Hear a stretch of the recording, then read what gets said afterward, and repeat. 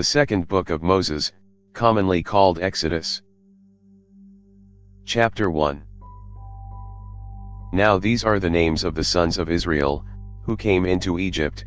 Every man and his household came with Jacob: Reuben, Simeon, Levi, and Judah; Issachar, Zebulun, and Benjamin; Dan and Naphtali, Gad, and Asher.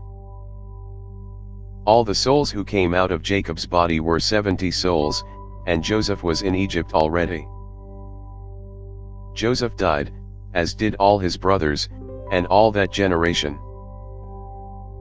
The children of Israel were fruitful, and increased abundantly, and multiplied, and grew exceedingly mighty, and the land was filled with them. Now there arose a new king over Egypt, who didn't know Joseph. He said to his people, "Behold, the people of the children of Israel are more and mightier than we. Come, let's deal wisely with them, lest they multiply."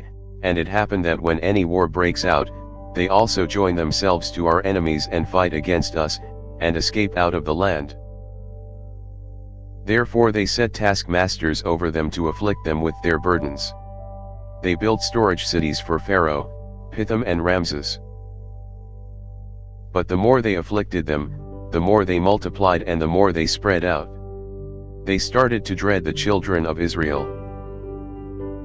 The Egyptians ruthlessly made the children of Israel serve. And they made their lives bitter with hard service in mortar and in brick, and in all kinds of service in the field, all their service, in which they ruthlessly made them serve. The king of Egypt spoke to the Hebrew midwives, of whom the name of the one was Shiphrah, and the name of the other Puah. And he said, "When you perform the duty of a midwife to the Hebrew women, and see them on the birth stool, if it is a son, then you shall kill him, but if it is a daughter, then she shall live." But the midwives feared God, and didn't do what the king of Egypt commanded them, but saved the baby boys alive.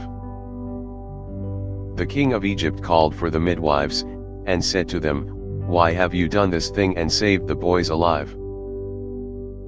The midwives said to Pharaoh, "Because the Hebrew women aren't like the Egyptian women, for they are vigorous and give birth before the midwife comes to them." God dealt well with the midwives, and the people multiplied, and grew very mighty. Because the midwives feared God, he gave them families. Pharaoh commanded all his people, saying, "You shall cast every son who is born into the river, and every daughter you shall save alive." Thanks for listening. If you liked our video, give us a thumbs up and subscribe, it really helps.